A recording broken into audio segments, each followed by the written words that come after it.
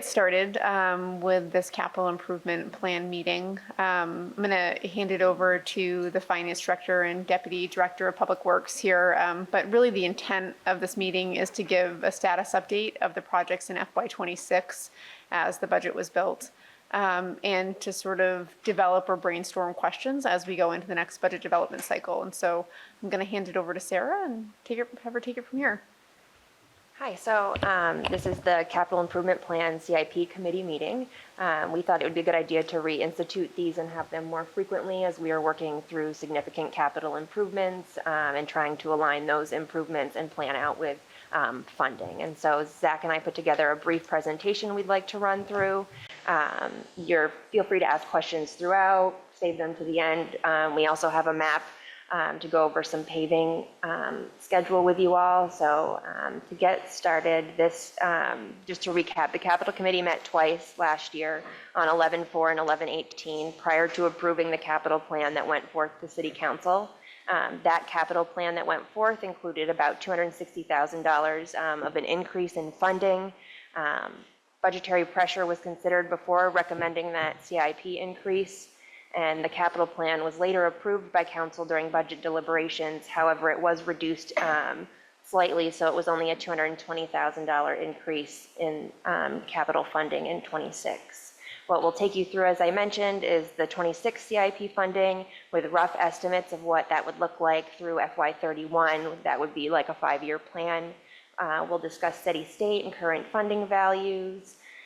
Noting that that funding value isn't factoring in inflation, it is factoring in a 2-cent increase in the capital fund like was done previously. We'll talk through CIP paving equipment and other projects, the pavement condition index and results from the LIDAR assessment, as well as future planning and future debt projects that will be funded by debt that are not yet in the capital plan. So there are things to consider. And then questions and comments, feel free throughout or either at the end.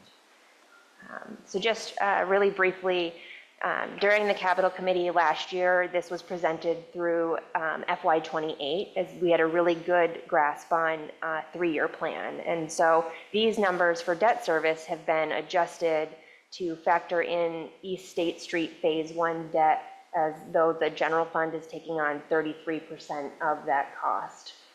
Based on the type of project, it would be 33% general fund, 33% water fund, and 33% sewer fund. So as far as this capital plan is concerned, this is really for the non-enterprise funds. It doesn't factor in water and sewer, parking, or district heat. And so what we've done here is just noted that in FY26, the funding need was really about $3.5 million. Obviously, that would be a huge jump in year 1, so we pared that back to meet current needs with the hope that there would be available reserves within the capital fund after a deep dive and reconciliation of projects to still advance some of the other items that have been deferred. But at this time, we've not vetted that out fully, so we've prioritized aging equipment and other capital needs that are more time sensitive. And so, as I noted before, a $220,000 increase during the budget process for FY26, which was a great improvement. As you'll see in 27, 28, 29, 30, and 31, the amounts for capital equipment keep going up. But while East State debt is estimated for Phase 1, we will have Phase 2 debt, which will likely be at a 33% to the general fund, as well as a fire truck bond. And because those are still very unknown, they aren't factored into this debt amount on here. And so what will happen is debt for those capital projects will increase, which will reduce some that we can do in the capital and equipment amounts. But tentatively, this is how we've scheduled it out, so you can kind of see how it looks. And we've increased both capital and equipment significantly each year as debt drops off and the 260 add. The 260 add comes from roughly adding 2 cents on the tax rate, assuming 1 cent is about 131,000. That's what it was in 25. And the 2 cent increase method was successfully used starting in 2014. But was adjusted due to financial constraints. We had some rough years with the pandemic and the flooding, and so we had to pare back capital. And so here we're trying to get back on track to where we need to be. So this is the capital improvement plan steady state. This is in today's values. Paving, we believe steady state value would be 1.2 million, sidewalks at 100,000 a year, stormwater at 400,000 a year. Another conversation at some point we'll need to have is about establishing a stormwater utility, which will help pay for stormwater improvements, but we aren't at that point now, given capacity within DPW and finance in implementing and lifting a stormwater utility off the ground.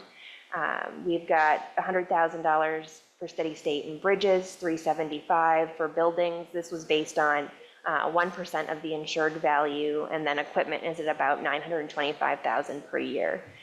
You can see in here there's a decent gap in all of these areas in FY26, but there are increases from a prior year as we try to work towards these steady state values and hope that in the 5-year plan we'll be able to get to 1.2 million in paving and these other steady states. This is also exclusive of debt and other project management or transportation projects that are dependent on outside funding and difficult to predict a steady state for.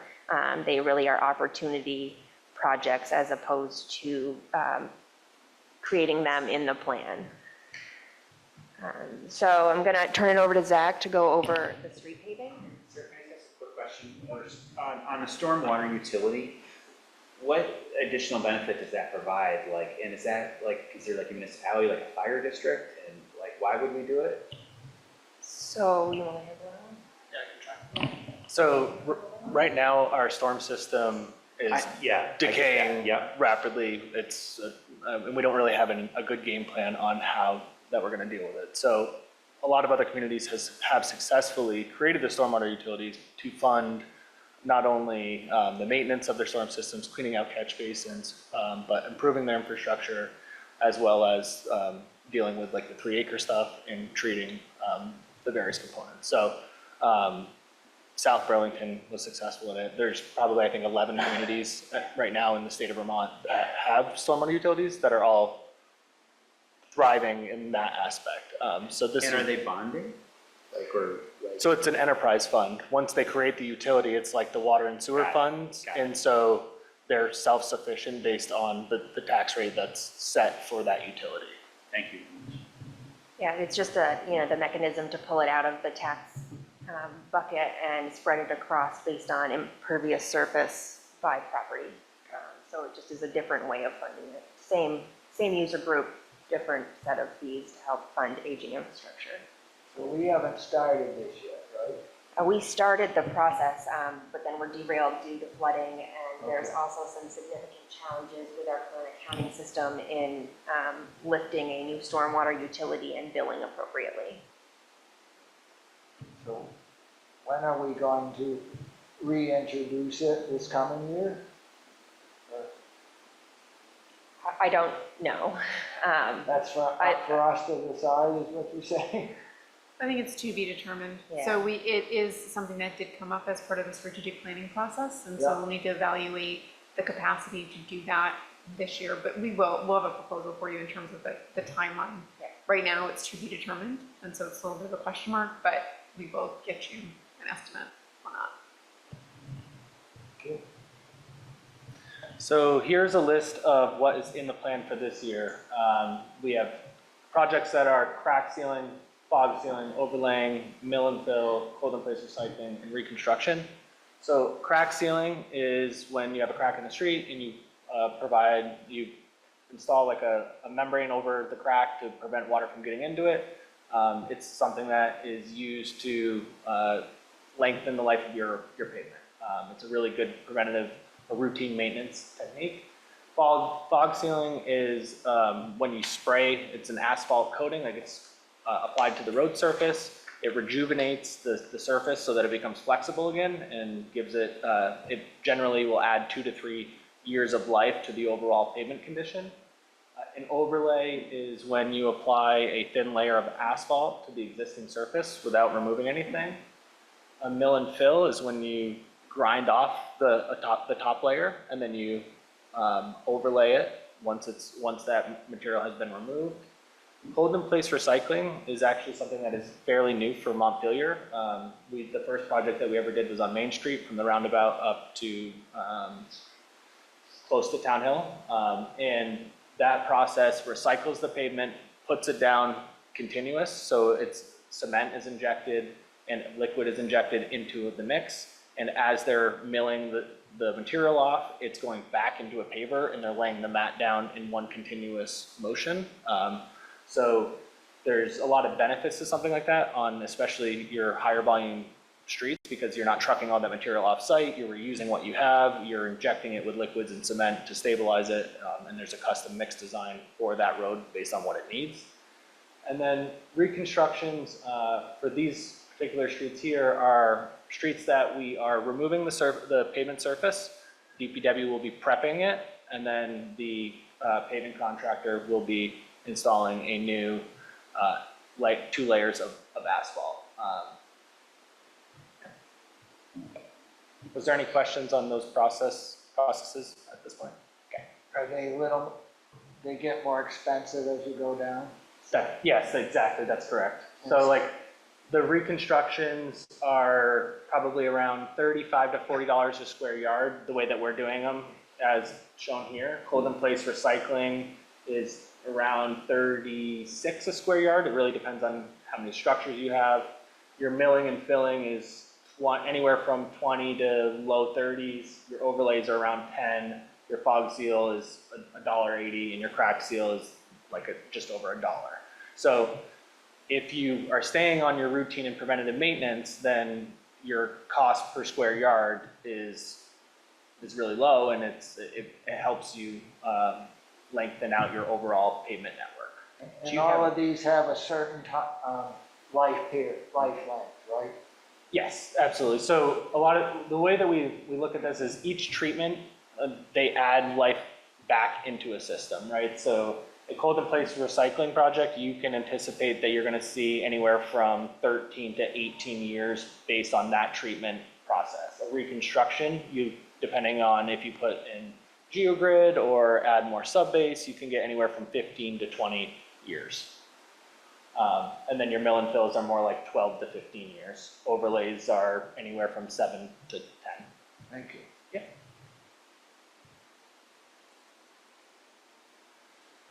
So for this year, we have a couple contracts. The first contract is with ECI, and that is for the pavement, that is your mill and fill projects, your reconstructions, and your overlays. As part of that contract, they will be installing the curbing that is associated with Town Hill Road. In addition to that, they're going to be repaving the Granite Street bridge deck for us. So DPW will remove the asphalt, ECI will repave that bridge deck. So the sum of all of that stuff is $588,000, and that's within the ECI contract that we've already signed. On top of that, we have signed a contract with Indus for around $75,000 for both the crack sealing and the fog sealing components of what we had just discussed.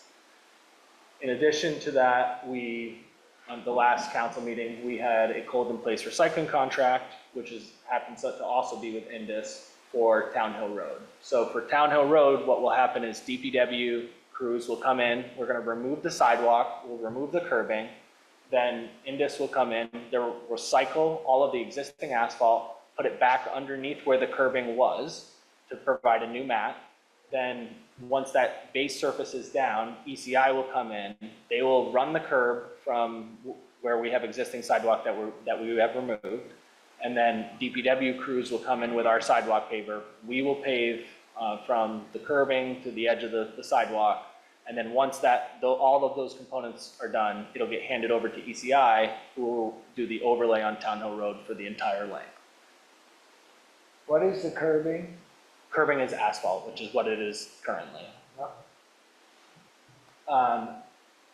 In here, we also included money for purchasing the asphalt for the DPW crews, and then the materials for the structure adjustments for the overlay streets. So the ones that we are overlaying, we're going to be raising the road some, so those structures that are a little bit low need to be brought up to grade so that there's not a big dip there.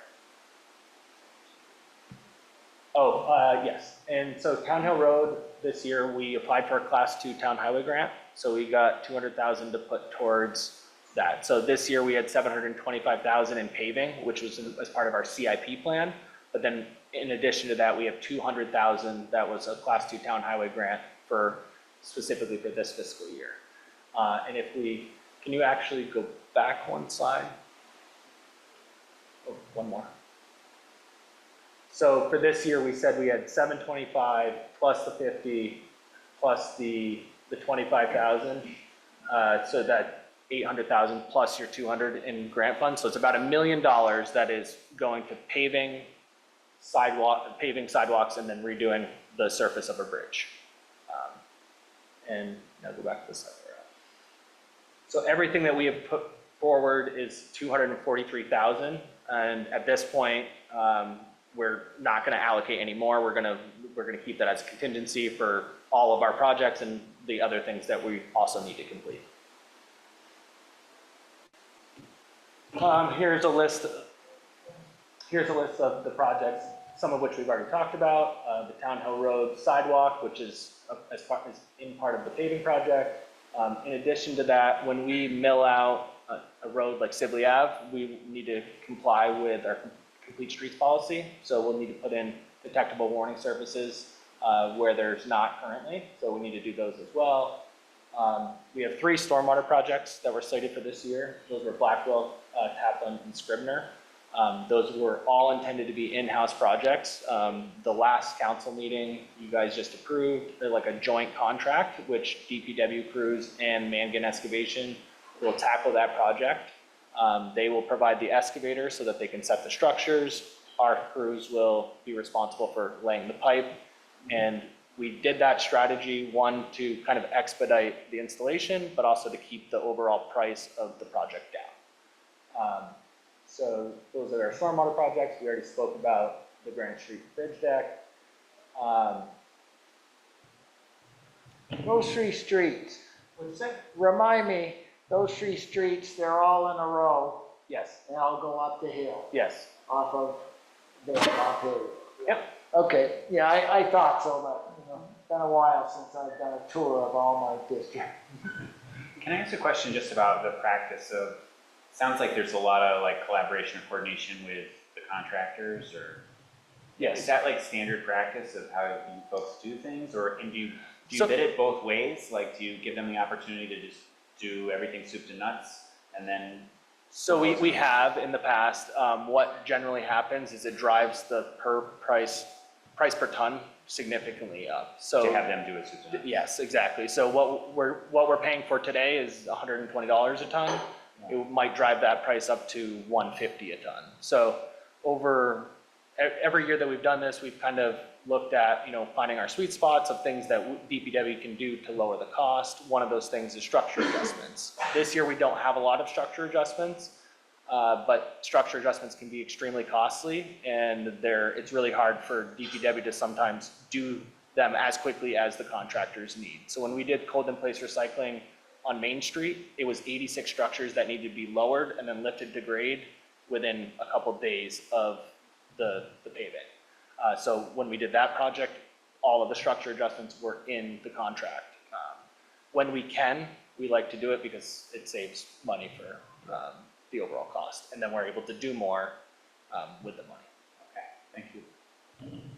And so while the CIP plan is heavy in DPW projects, it does account for buildings and equipment. And so in the 26 plan, there was budgeted the fire department roof and pool repairs, something that came out based on some issues in front of the police department is the concrete. And so that's something that, while it wasn't originally in the FY26 plan, we will have to do in FY26 from a safety standpoint.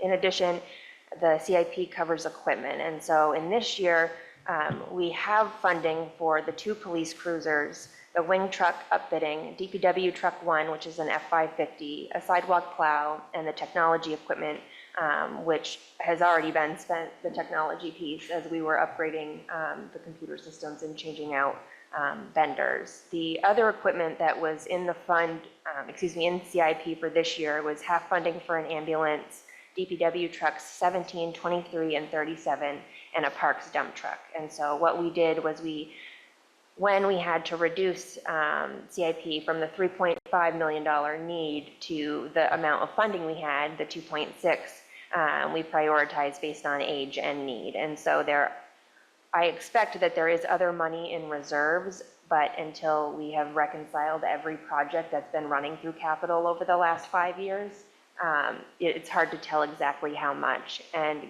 given the city's financial situation, I'm not looking to overextend.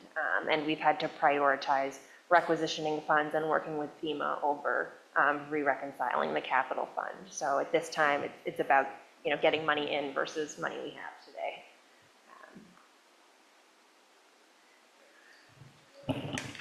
So this is a report that came from Beta, who was the company that conducted our LiDAR study.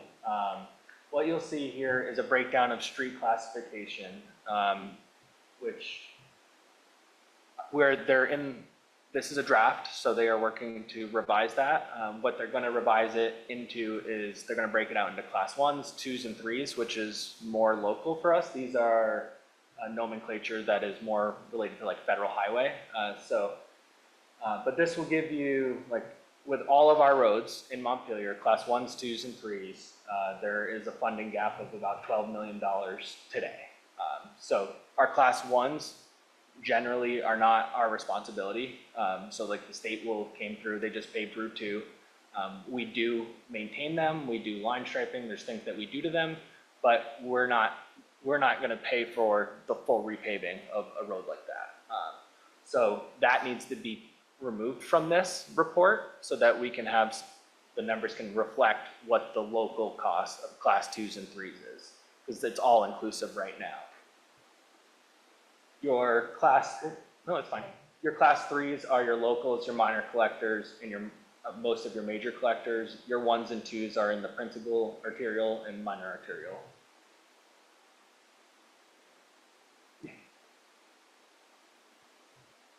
So this is what we put forward in the FY26 budget process. This graph shows you the funding levels and then the repair type on the left-hand side with the amount of miles that we were proposing to do. And the right-hand chart. So one of the things that we have heard a lot from Montpelier constituents is the roads are bad, the really bad ones are really bad, right? So like, how can you fix the worst roads? So doing a worst first approach is not always advantageous for a network because you're paying the highest cost per square yard in order to redo it.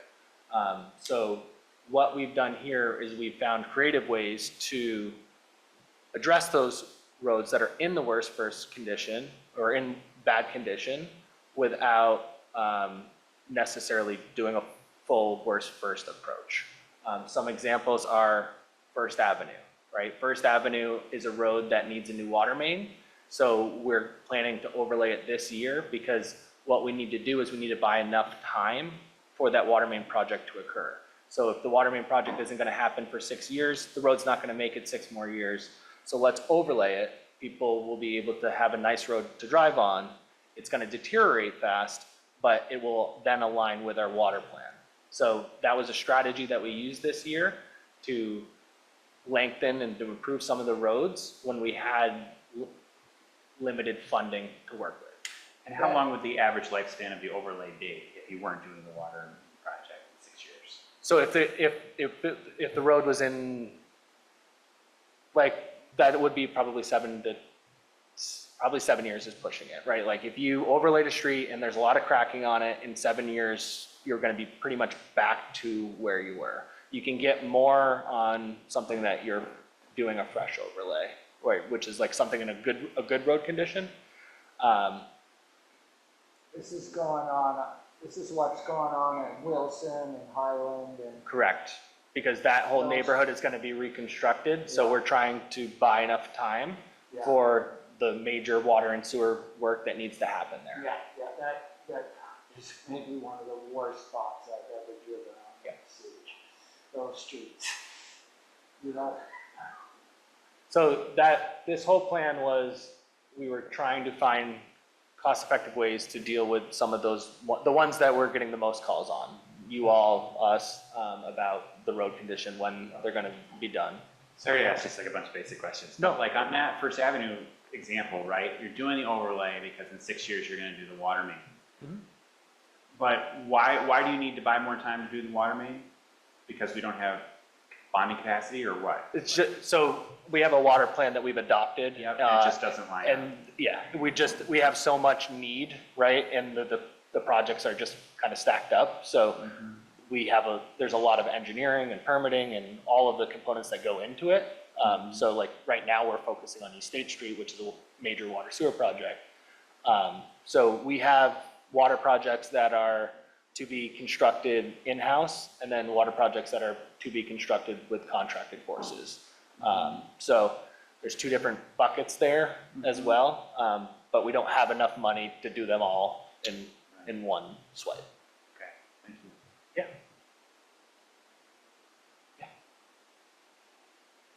So this is a model that we just received from Beta based on our LiDAR results. You'll see the 46.8 miles of roadway. That is inclusive, like I said before, of the class 1s, 2s, and 3s.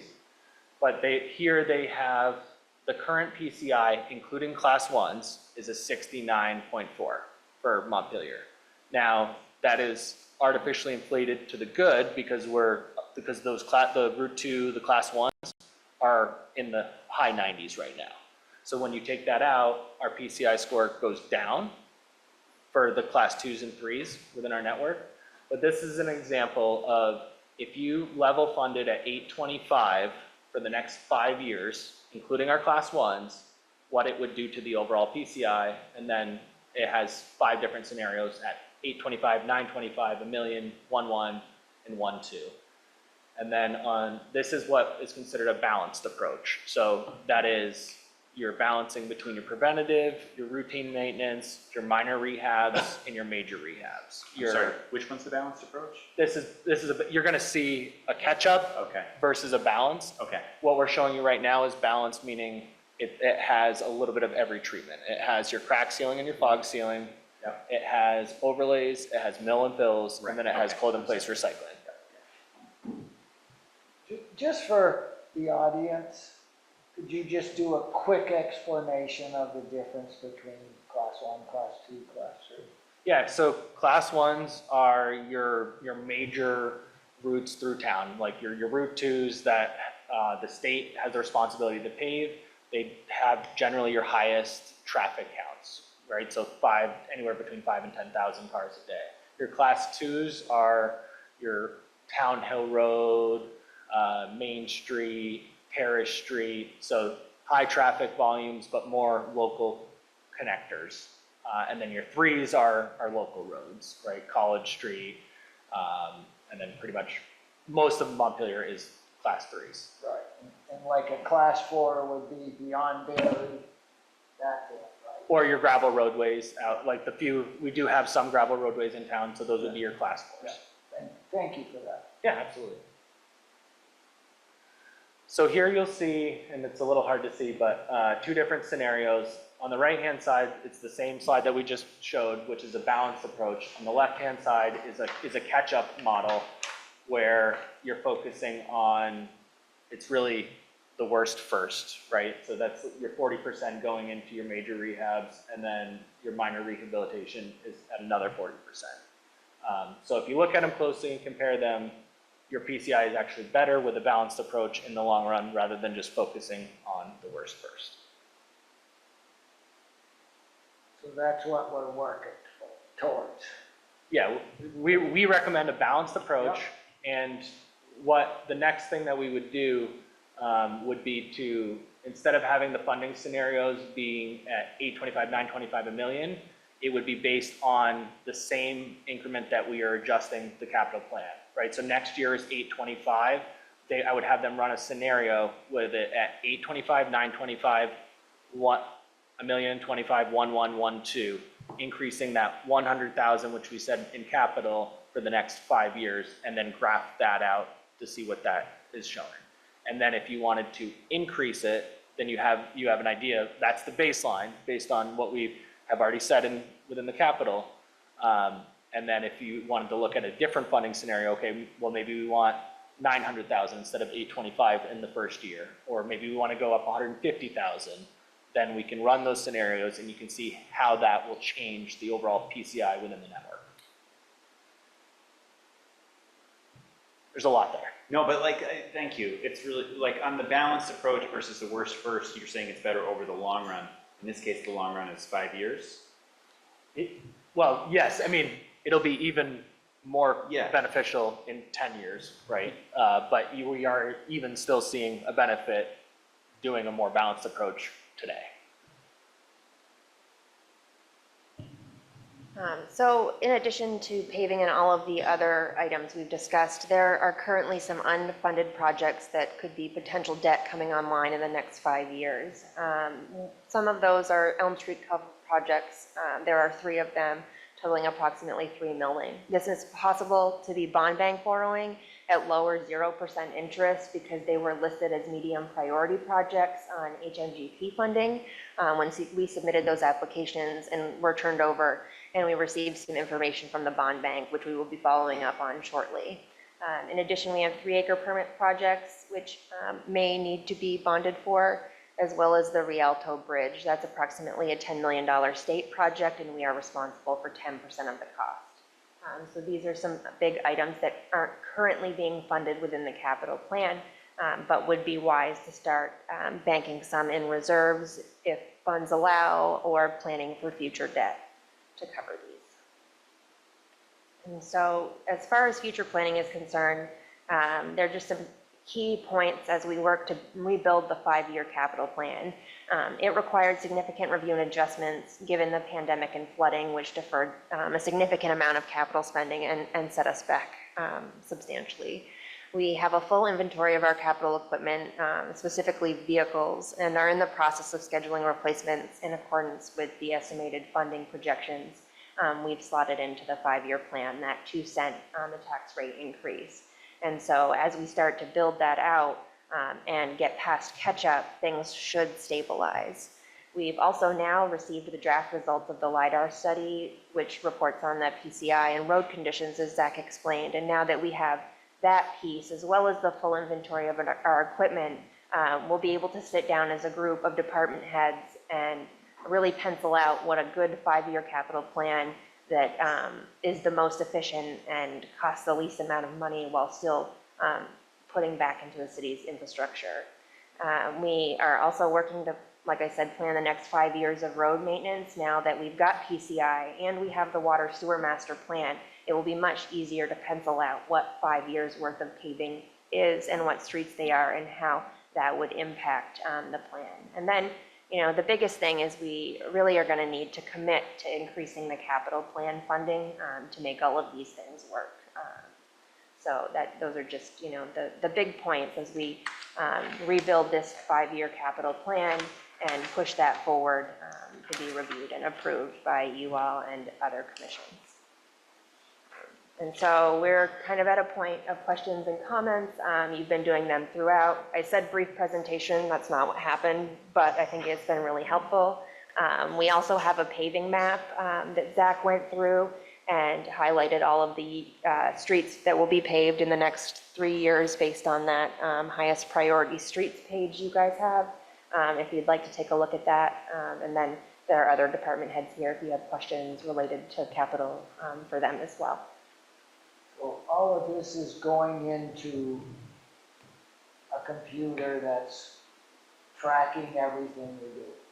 So we know when we look back what's been done and that type of thing, because Yeah, so this is a little bit of a newer system. Beta uses Manage Roads, and so they track everything that we're doing. They, with their LiDAR, they take photos and assessment for the street. So you can go back and you can see areas where there might be a pothole or there might be wheel rutting. So it's way more data driven than what we've done in the past. In the past, we've used interns and gone out and it's taken 3 weeks. And there's human error in what section of pavement they're looking at. So this is way more consistent.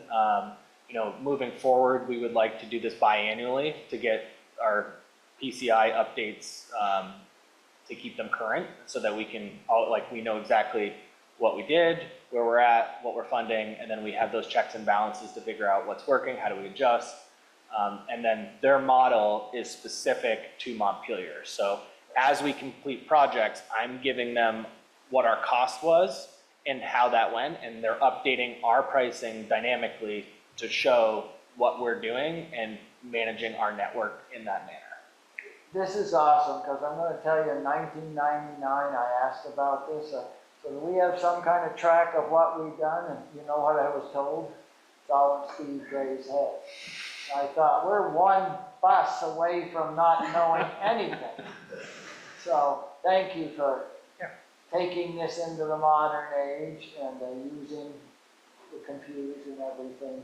Absolutely. So, and thank you for the, wonderful explanations. Great.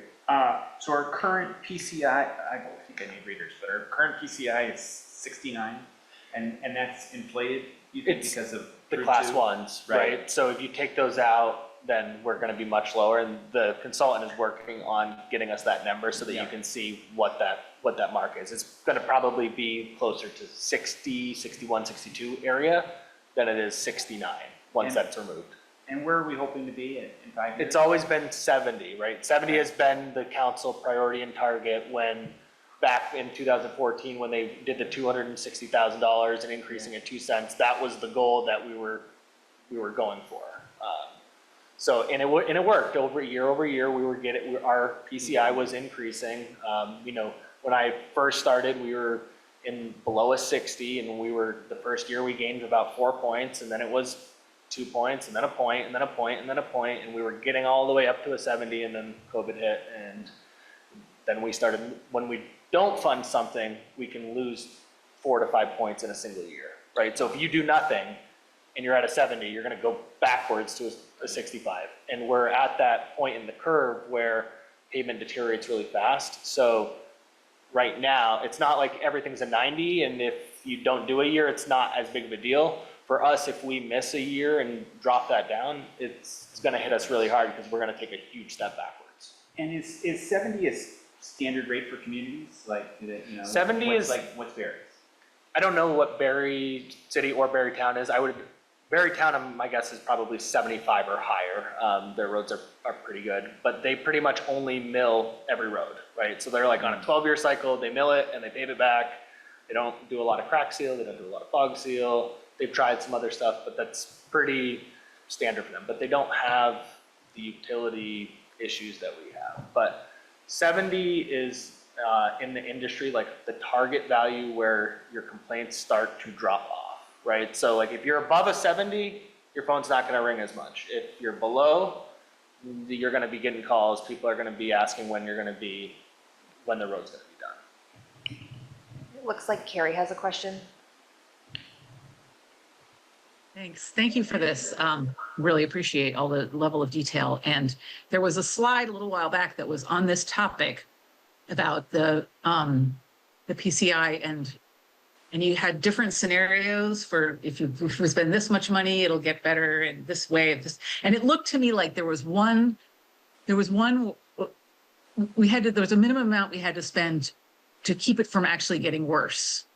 And what was that? I don't have it in the copy I have, but it seemed like it was more than It was thinking. 825, Carrie, was the scenario one, and that's like the PCI is slightly getting worse. However, that's also inclusive of the class ones, which is why I keep saying that, right? Because that is distorting what that looks like. Once we are able to get that revised and take that out, you will get a baseline funding number that is just our class 2s and 3s, and that would be your level fund line. For what we've done here is we just took the next year, raised it 100,000, and said 825 is kind of our baseline for where we're going to start. Okay, thanks.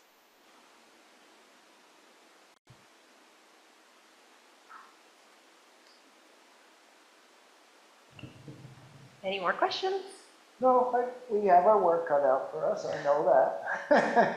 But I don't think that's any surprise to anybody, so thank you for the presentation and answering all the questions that we had, and Do we want to take a look at the map that's here? Well, can just I ask briefly? one more question? Sorry, Absolutely. just like, what's the timeline on the different scenarios for, when are we gonna have more information about like when the, when the consultant gives us when the class ones are out of there and we could look at different scenarios of, if we spend this much, the PCI goes up at this level. Yeah, so I've been actively working with them, so I don't know how quickly they can run that scenario, but they're right now, they got everything to us before they were on vacation, so there's that, right? And then next week they'll be back and we can start having those conversations about, my next ask would be, I want to see what 825, 925, 1, 1, and 1, 2 is, because that's what the plan was. And so like, what does the plan get us today? Yeah. Right? That's what we set forth. So where will that get us? And then we can make decisions on do we want to increase it more, less, whatever. I know we're not going to go less, but how much more? Okay, great, thank you. We're also happy to schedule like additional capital committee meetings. We wanted to touch base on this one, give you all the informational, and then as we get more information and are continuing to dig into the capital plan and we head towards budget season, if you think it would be helpful, we'd be happy to meet more frequently. I mean, I would just speak for myself, but I assume, I would imagine people agree that like, I would much rather meet more often than like get to budget season. Just, like I think this is the kind of thing that we really want to socialize, think about, understand, and build consensus around so that when we get to budget season, everybody knows where we're going. That was really why we wanted to start here, to give you an update on what was in 26 and then what we were thinking ahead of the budget cycle, so that gives us enough time to make sure that in the back, because it takes a little bit of time to adjust all these iterations, and then we can't just think of paving, right? We have to think about the stormwater that's underneath, the sidewalks, and all the other components to develop a really good plan. So we're happy to meet. We just wanted to check in with you all and see where we were. So I think our next step is to get that model adjusted, and then Yeah, we can schedule another meeting. Carrie seemed to thumbs up that, so she seemed to be in support of additional meetings as well. Yes, I'd like to meet more frequently and have it spaced out so we're not, rushing at budget season. Thank you. Perfect. So just to follow up on the meeting schedule, so likely probably what will happen is we did intend to include components of the capital planning in our budget workshops.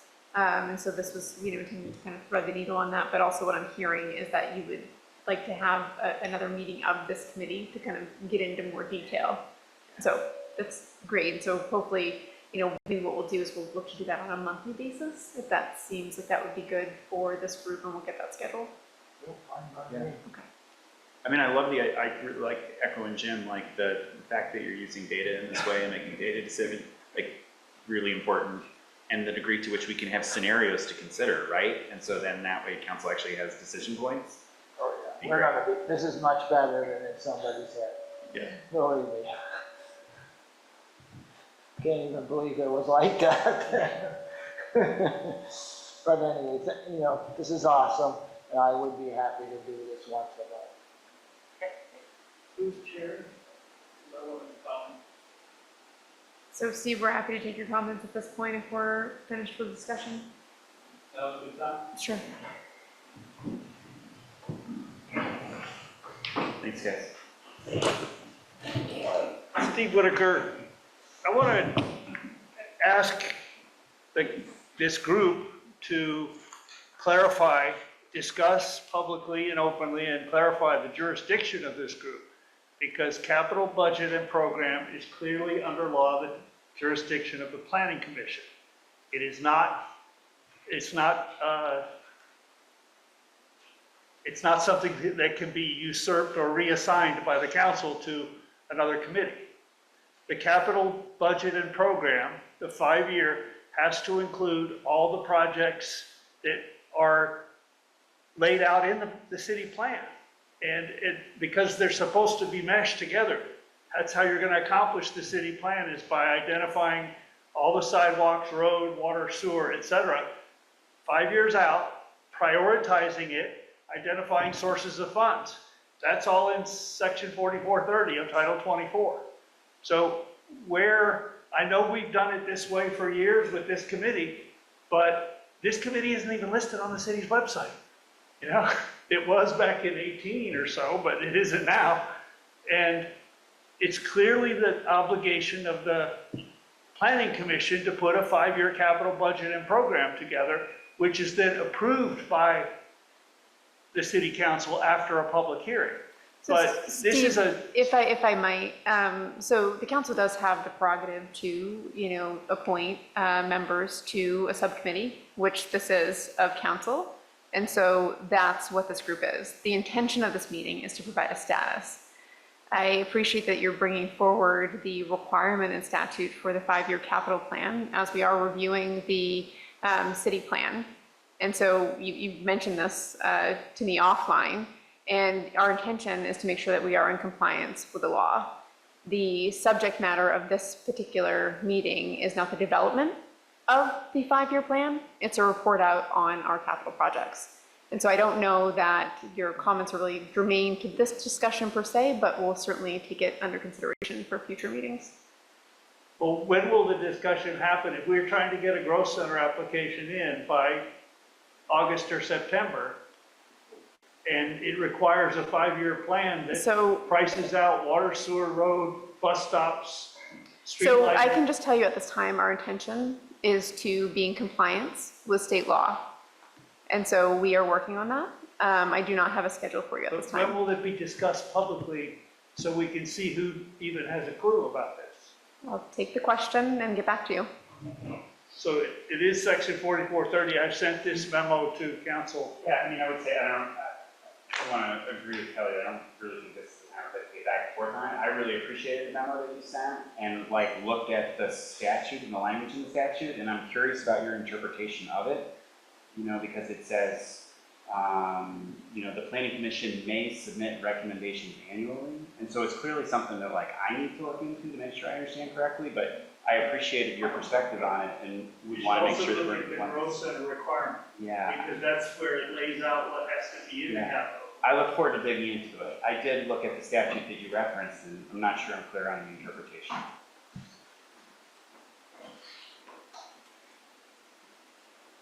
Great.